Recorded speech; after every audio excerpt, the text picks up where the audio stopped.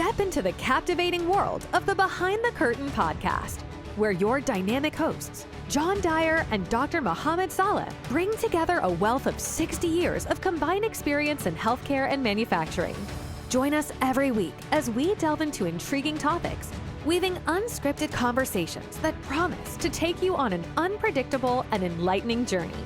Gain valuable insights for your continuous improvement adventure as we navigate uncharted territories with enthusiasm and expertise.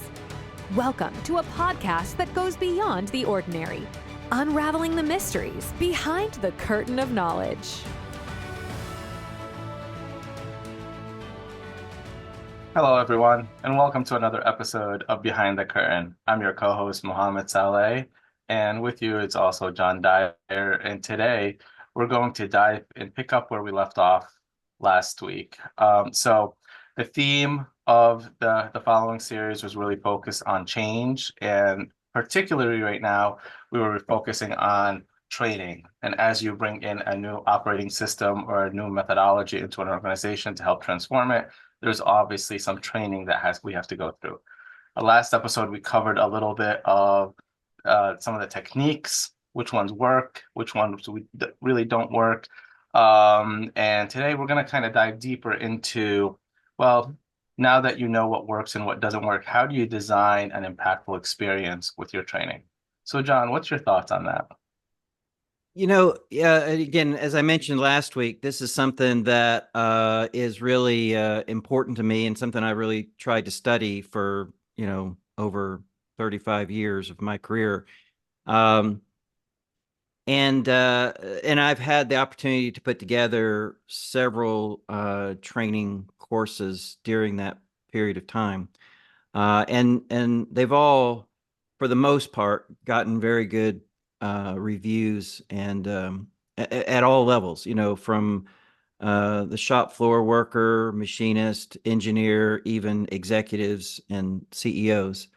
But I've also run into things that don't work, that you plan for and you're like, wow, that was a dud, so that didn't work. So basically, as you're designing your training course, what are the things that you need to take into consideration? And we touched on some of this a little bit last week, but if you think about kind of the spectrum of impact and what I mean by impact is how much of the knowledge is transferred, how much of the knowledge is retained, which is huge, and how much of that knowledge can be applicable to that person's day-to-day job, right? So those are the things you got to take into consideration. If you're designing a training course that does not do those three things, then you're basically wasting everybody's time. And, we're all about getting rid of waste, right? So it's like, well, why even have the training course? Don't do it just to check a box. Right. So if you think about, as you're designing your training course, kind of that spectrum of engagement, let's say, on the lowest end is lecture. And even if you have some really cool PowerPoint slides, again, the experience is that the attention span's only about 10 minutes or so. So when you're lecturing, after about 10 minutes, you start losing the audience and they start drifting. They start, daydreaming or doodling or maybe even checking their emails if you haven't, told people to turn their cell phones off. So you've lost the audience. So, keep that in mind. If you're going to lecture 10 minutes, that's about it. And again, think how that even applies to like conferences. The best keynote speakers know that rule of thumb and will do something in their keynote to change the cadence, right? It's like, okay, I might have 10 minutes of lecture, but now I need to ask the audience a question, or I need to show a video clip, or I need to do, something to engage the audience. Yeah. And those keynote speakers who don't understand that, try to understand why the audience tuned out after a short period of time. So on the one end of it is of engagement is lecture.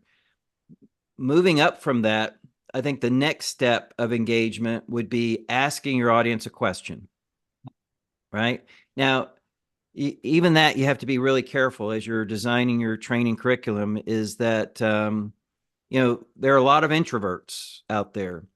So it's really important not to put anyone on the spot when you're asking questions to your class.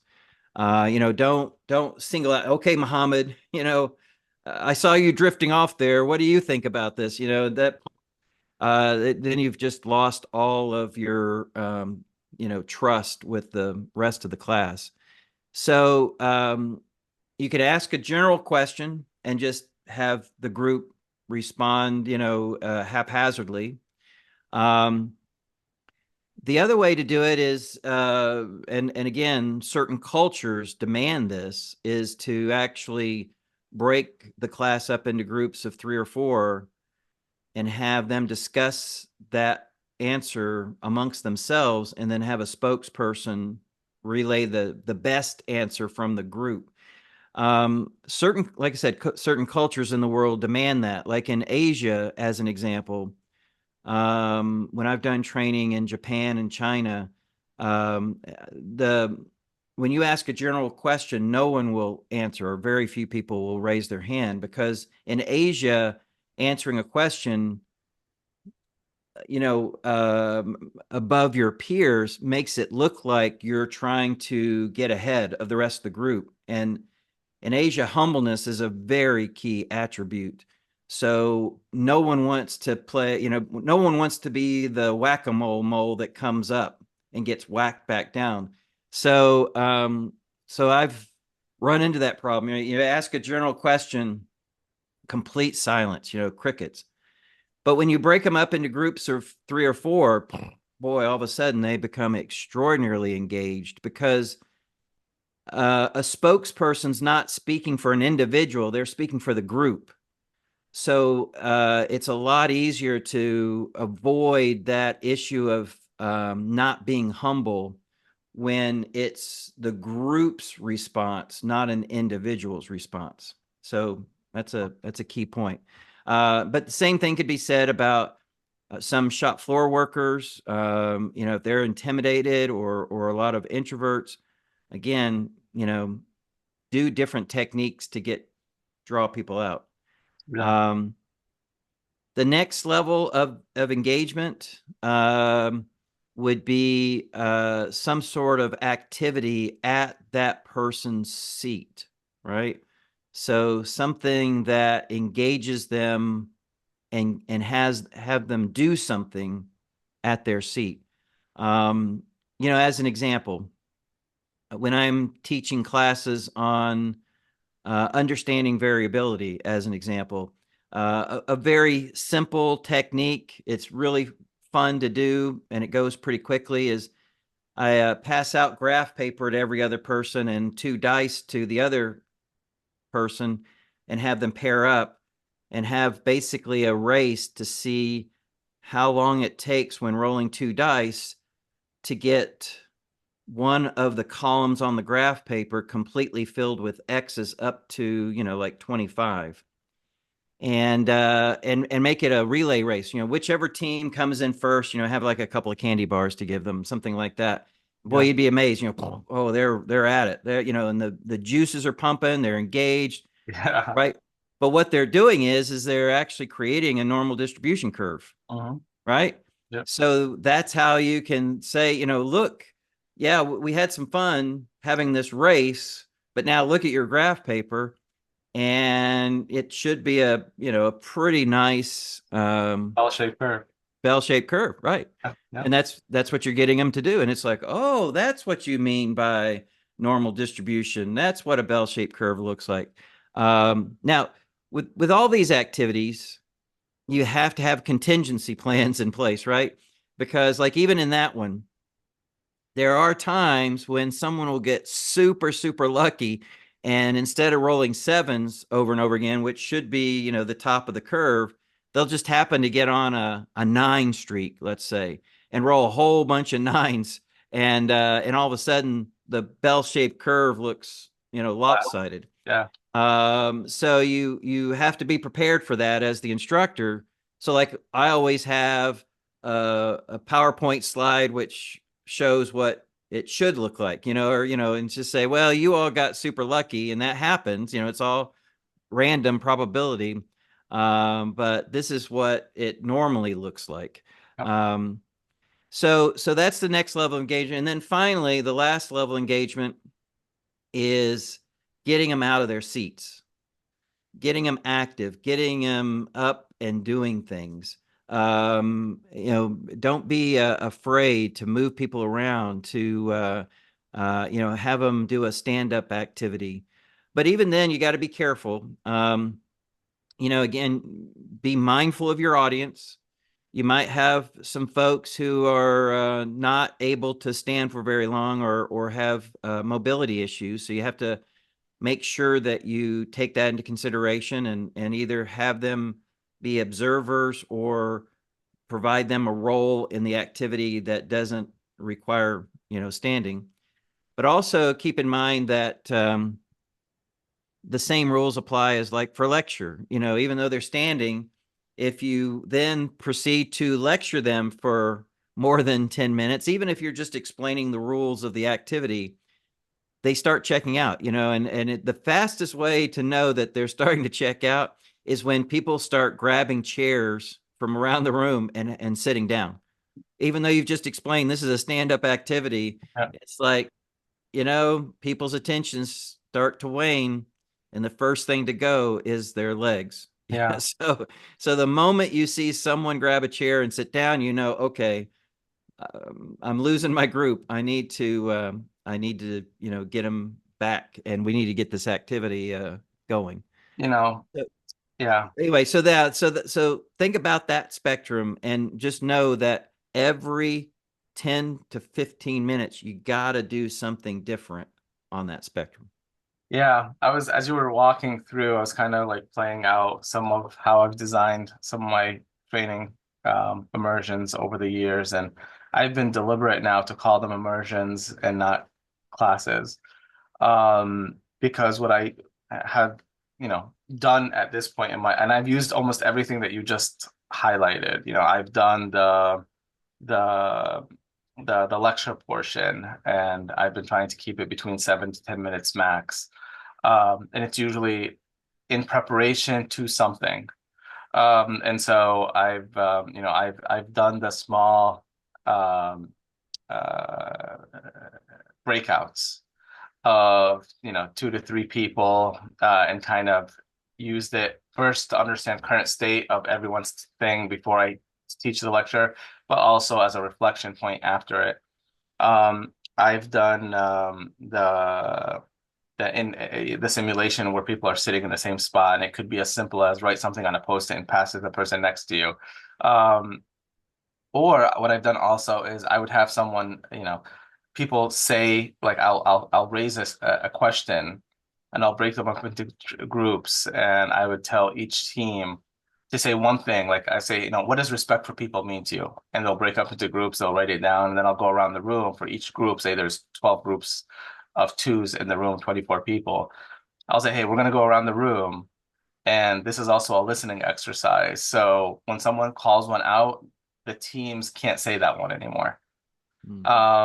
And what I observe in that is that by the time you get to group number 12, or maybe even at group number 10, some of all of their things have already been taken. They don't have anything. But I let the other groups help out. And so all of a sudden now there's brainstorming going on in the room, and they're all trying to help out this team because every team has to come up with one thing. And so I've done that, and that gets people kind of engaged with one another, but they're still all at their seats. And then I've also done the standing up and running a full-blown simulation. Um, the one thing I would add to your kind of outline of engagement versus, I'll call it non-engagement, or lecture, is I've always had, and it's some, for some folks this might be harder, but I've always had a portion that was at the Gemba itself, Right. where they would have to leave the classroom itself go into a whole different environment and do that. And so if I'm doing like a waist, for example, either if I'm teaching waist, then you have to go out there and do a waist walk on the floor. I give them like an hour to do that, where 30 minutes they're actually 15 minutes they're getting their self ready, talking about how they're going to break up and what they're going to see on the floors. Then 30 minutes on the floor itself, or maybe 40 minutes depending on the team. Sometimes needs a little bit more time, and then 10 minutes to kind of bring all their findings together. And they usually go out in groups of threes or fours, and then they come back and they report out on their findings, and it kind of hardwires what we were teaching. And that's been extremely successful. So that I've done too, because it gives them a real application. We talk about like what worked, what didn't work. When we showed up, everyone was really scared. We're there like, all right, how would you have done it differently when you show up to an area to do a waist walk? And they're like, well, we explained. Some people would say, well, we explained what we were going to do to them first, told them that we're here to, we didn't use the word waist walk. We said, we're going to go find pebbles in your shoes, things that frustrate you the most, and try to identify them and engage you in helping solving them. And that kind of got the ball rolling. So I found that to be a good immersion exercise, and I try to bake that. And even in situations where I don't have a Gemba, like they put me in a off-site training center that's away from the production areas, and they said that's where you're going to be holding your training because it's the only space that we have that could accommodate this many people. I would break out and run a simulated session and tell people to observe the simulation and find that becomes their mock to Gemba, if you call it. Right. And that allows people to role play too, so that becomes fun. And I agree. I think that's terrific. One of the things that I have found the most impactful when designing a training course is when the students reach the conclusion that you want them to reach, right? When they have that aha moment, that's, as a trainer, that is my favorite thing in the world, is to see the light bulbs going off. And when they reach that conclusion, the retainment of that knowledge goes up significantly. Yeah. Right. So like your example there, where, when you went out to the Gemba, actually walked the process, and they had to figure out kind of on their own how to approach the workers and come up with a script, of this is why we're here. Well, that internalizes it. Now, all of a sudden they have that experience, and it's like, okay, now I know what to do, what not to do, and it makes it much more meaningful. Same thing with simulations, like a tool, something as simple as 5 whys. It's very easy to explain 5 whys. I mean, ask why 5 times. We're done. Okay. But to understand the real power of that doesn't really sink in until the class goes through some sort of a simulation, some sort of activity where all of a sudden they're being asked to get to the root cause of a problem in order to overcome a roadblock that is keeping them from being successful in this activity. And all of a sudden somebody says, maybe we should ask the 5 whys. And I was like, okay, why? Oh, here's the root cause. Oh, all right, here's what's causing the problem. Let's fix that. And boom, all of a sudden they can move on. Now, all of a sudden, that tool becomes part of their DNA. It's part of who they are. So just to hear the tool, I don't know, what's the big deal? 5 whys. Well, I don't understand, I don't even know what we're talking about that. But then to experience it, it's like, okay, now it makes sense. That aha moment. Oh, okay, now I get it. One time I was doing a class as an example, and there was a portion of it where we were talking about paradigms, right? Where we see something a certain way for so long, it's hard for us to see it in any other way. And this particular company was over 100-year-old company, and the CEO was going through the training, which was terrific. And there's one particular activity where I asked them to accomplish a task, and everything that was put in place makes it look like they have to accomplish the task using the tools that I gave them. And one of the tools is something made out of these connects pieces. They're like building materials for toys that you can build, different items. And so this CEO was bragging about his group. It was a sub team, and it was like, oh man, we're gonna nail this. We've got it figured out. And I asked him, oh, how are you gonna do it? And they're like, oh, we're gonna use this connects tool to make it happen. And so I just casually go over, and this is part of the training. So I just casually go over and smash this connects tool into a bunch of pieces. And his reaction was priceless. He was like, what did you do to our tool? And then all of a sudden the paradigm broke that you didn't actually have to use that tool. You could do it by hand, which was so much more impactful. Yeah. And all of a sudden that paradigm broke, and he just melted. He was just like, dang, we didn't have to use the tool. Here we've been talking about paradigms, and this was a paradigm, wasn't it? And it was just like, dang. And then it was great, because at that point he said, this is what's wrong with our company. We're a 100-year-old company, and we are scared to death to smash this particular tool and break the paradigms. And then, boy, he wrote a long letter in their company newsletter about how important it was to smash the paradigms. And from that point forward, every time someone would bring him a proposal for an investment or new capital equipment or whatever, his first question every time was, how does this smash the paradigm of what we're dealing with? So by going through that experience, he internalized that learning to the point where literally it changed his DNA. It changed his way of thinking. And when you have that aha moment, there's nothing better. You just remind me of a few more nuggets that I want to make sure that we capture before we close. And one of them is I use teachbacks, where I'll teach you waste. You'll go out there, do a waste walk. Now you internalized it.